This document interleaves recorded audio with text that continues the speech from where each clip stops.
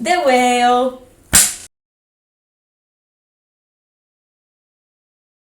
It will make you cry. Oh my god. It will We make you cried cry. so much. I It's think- embarrassing. I think there's only one sort of like comic relief scene. Yeah, at the beginning though. Yeah.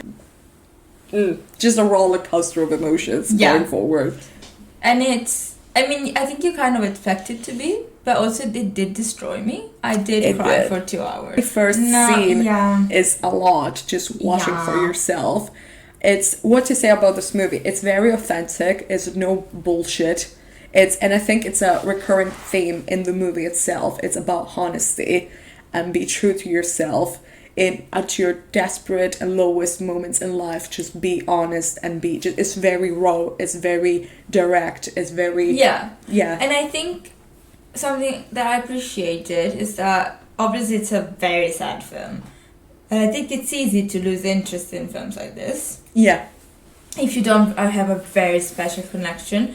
But I think the reason why The Whale not only resonated with people but also really engages, I think, a wide audience is that there's still a plot, like there's still things to find out throughout the film, and it does keep you very engaged because you want to keep going there, keep finding out more stuff about his life, about his relationship with others. Definitely. And it's like you kind of know how it's gonna end, but yet you still want to watch and you're still very invested because there's all these little things that you really want to explore, and I think they do that really well in the storytelling. Absolutely. It's very hard to watch. It's not a fun movie, but it's a movie that I think people need to watch. I think The Whale is a masterclass of storytelling Yeah. and just really focusing on characters. This is a movie that is shot in one set and one set only. True. We do not live the protagonist's house. And actually makes a lot of sense because it was a play, and you can see that because plays more than anything are based on characters. I think every form of storytelling is strongly based on characters, but plays Yeah. more than anything else. So I think you can see that in the one set, in the few characters, it really was a play. Yeah, it really is true. You can tell it was based on a play, and I think it's just impossible talking about The Whale without emphasizing how important was the role of Brendan Fraser. This movie could have not happened without him.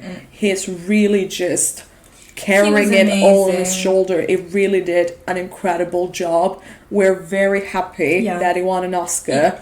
Honestly, Truly deserved. I think I had this conversation with somebody, but this year were very strong nominations. All of them very good. I would have been happy with any of them winning, but I think Brendan Fraser was just a little bit more. It was a one-man show, this movie. Yeah. It was all centered. The other actors did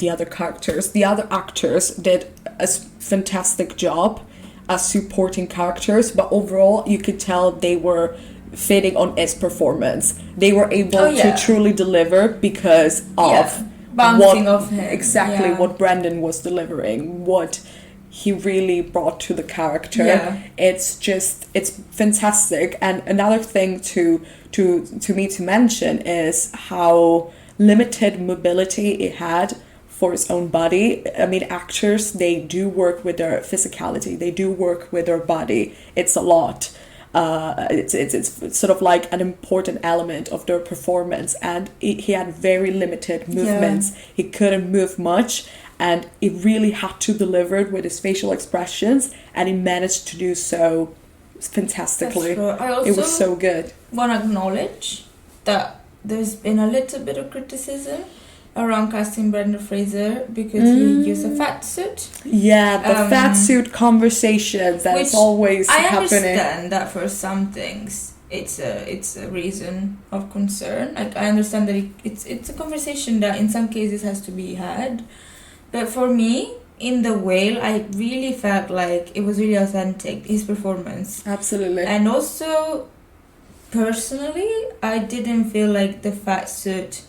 You could see it was a fat suit, but I don't think it took away from his performance or the plot. It was natural enough for me to believe that. I think there's some cases when they really push it. Like they really use the fat suit as a Yeah, joke. I think or, I was about to say that exactly. I think the fat suit conversation, we should have that conversation because it's problematic insofar as it's used as for comedic purposes only, and suit when you're using it to sort of like almost making fun of to take away from the struggle. When the character is only is body weight, right? When the body shape of one person is the sort of like unique element of their personality. Mm-hmm. Their personality is reduced to the way they look, and they use a fat suit to accentuate that. In that case, I think we can have a sort of conversation how problematic that might be. But in this case, this was supposed to be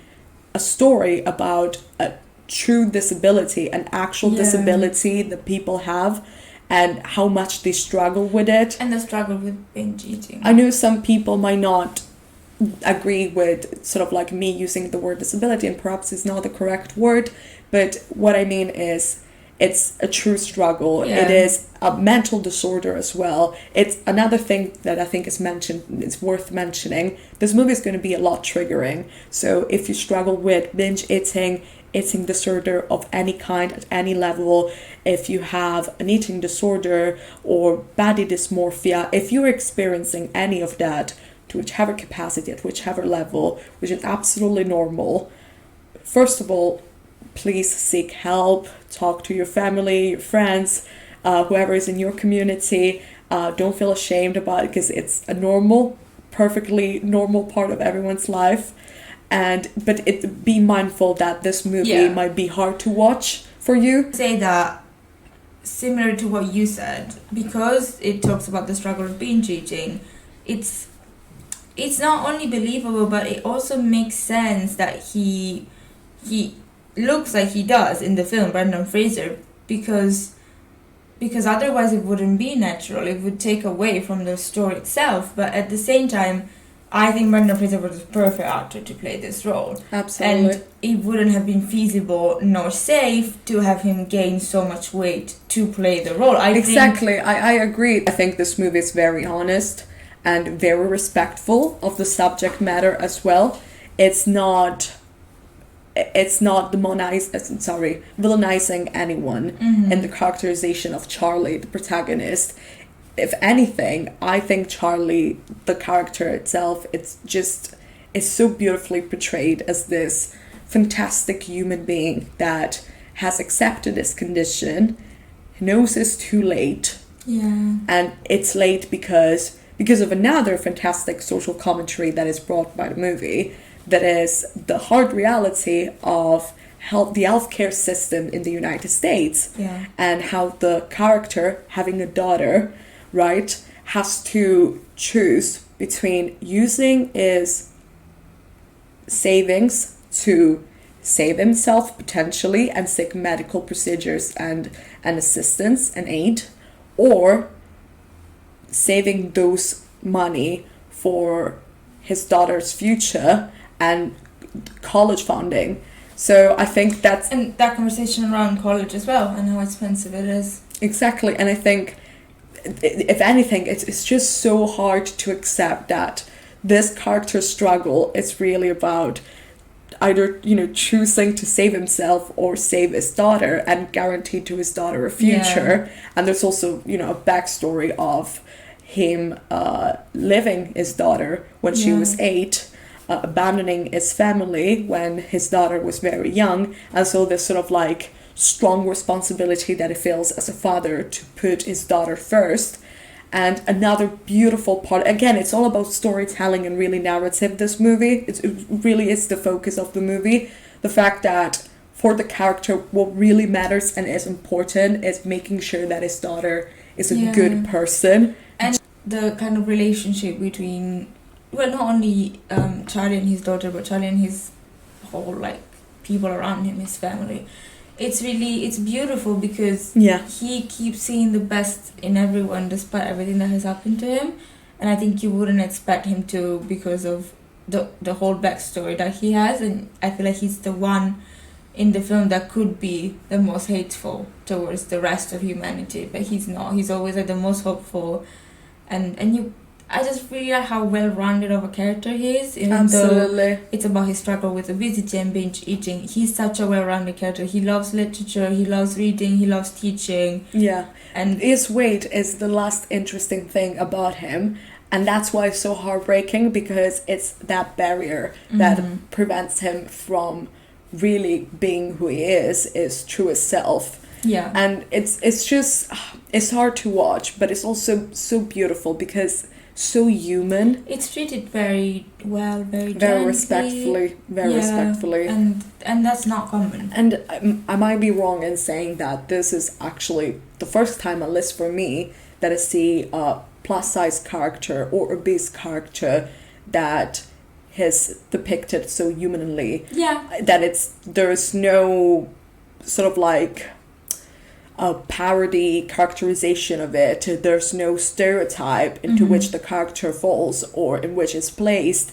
It's a common character, a normal human being that just happened to be obese, and that happened to be his biggest struggle. But as you said, it's a multidimensional character. He has fears, he has hopes. His biggest objective is to be his purpose in life is to make sure that he had made a good job as a father, and that it can be proudly say that if it will live this world knowing that his daughter he made an impact. It made an impact, and his daughter is a genuine empathetic human being. It was such an interesting relationship that he had with writing, with the art of writing as a sort of like reflective process to look inward, and the way that he was able to build a relationship with his daughter, just a difficult teenager, through writing. To say the least. I think another big theme, religion in general, but especially small movements, the small churches that really want to control your whole way of life, and how not only scary, but how like destructive that can be to somebody's life, especially when they stop adhering to that movement.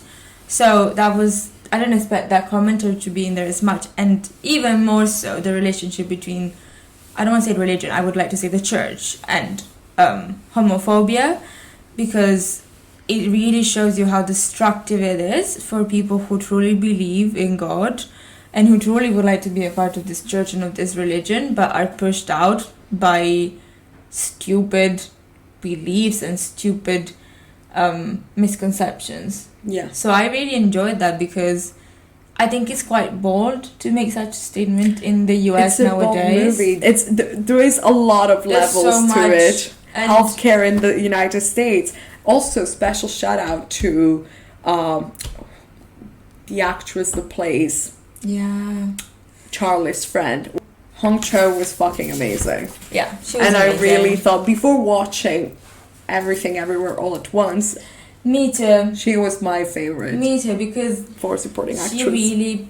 She's such a key part she's of the still plot. there. Yeah, she's still there. She's really good. Yeah, her character arc is such a key part of the plot, and she doesn't deliver the dramatic side so well. Her comedic timing is so good as well. The only bits of comedy really come from her scenes. It was, to me, this again, Everything Ever All at Once is a masterclass of filmmaking. The Whale is a masterclass of acting and storytelling. Yeah, because also it relies on that. You know, it's a movie that treats very heavy, strong themes, and it never feels like the actors are going too far with their performances. It never feels like they're pushing it too far. It's never over the top, because it's a movie that involves a lot of shouting, crying, and, you know, pretty hard dialogues to engage with. And if you're not a good actor, it's going to be all over the place. Yeah, it's going to be fake as well. But they know, they really are very good at building up. Yeah, and sort of like, and all of them, even the ones I didn't like as characters, all of them felt natural. It made sense. Every choices the actors made sense. There was no moment where I was like, they're faking it. Yeah. Obviously, they're faking it. Like, obviously, like, this is such a hard film emotionally. But they remained very convincing and very real. And that must have been so hard to do. And also, I think about... from filmmaking or at least directorial point of view, this was a good movie from that perspective as well, because as we mentioned, it's shot on one set, but it feels pretty dynamic at the same time, which is really hard. Yeah. And in that sense, it's one set, Charlie's house, throughout the movie, but it never feels boring, and it never feels That's like very we're true. seeing the same spot. You never the feel same like chair. stuck. Yeah, we're not stuck on Yeah. the same shot I throughout. I think there were like a couple of shots within conversations and within, especially in conversations, you do expect the classic shot, reverse shot. Yeah. And I think they did surprise me in that, in a few like shots that I was like, oh, that's very nice. Yeah.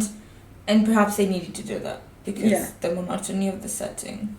There's only so much you can do with Yeah. a set like this, but I think they did a great job because it didn't feel boring. It didn't feel like we were watching Very true. the same scene for 2 hours straight. Yeah, which could have yeah. easily. Definitely, if you're not good at your job, that could happen easily. Yeah, because even theme-wise, like, it repeats a lot. Mm-hmm. Rightfully so, but so from a writing perspective as well, to make that very varied, to know exactly like what you're doing with each scene, it's not as easy as it could be with other films, I think.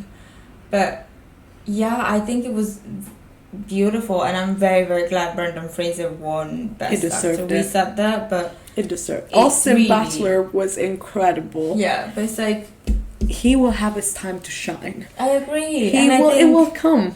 the way it really feels like Brendan Fraser, not peak, because I think he has much more to do, but it feels like the movie of his lifetime. Like, It's the last scene. oh my god, Where the he last stands- scene. You cannot not give him an Oscar. You can't Mhm. deny this man of an Oscar. Visual themes, not just visual, but that return a lot, like the ocean, Yeah. the sea, the whale, The whale. itself, Moby Dick. I mean, Yeah. I don't think you have to know Moby Dick to know what Moby Dick is about. And it's not on the nose. It's not Yeah. too much on the nose as well. But It's that could have been a risk, yeah. because we truly understood. We thought we understood the allegory of it at the beginning. We thought it was, what you would expect from the title. Yeah, You we would didn't understand yet. you would expect that because it reads a poem that it's about Moby Dick. It's a sort of like review of Moby Dick, Mhm. and the title is The Whale, and of course because of the subject of the movie you would assume you understood the very obvious connection Yeah. at first, but it's not what you expect. No. The concept of the whale and the ocean, those themes are not as obvious in their connection Yeah. with the story They're as more they seem. nuanced.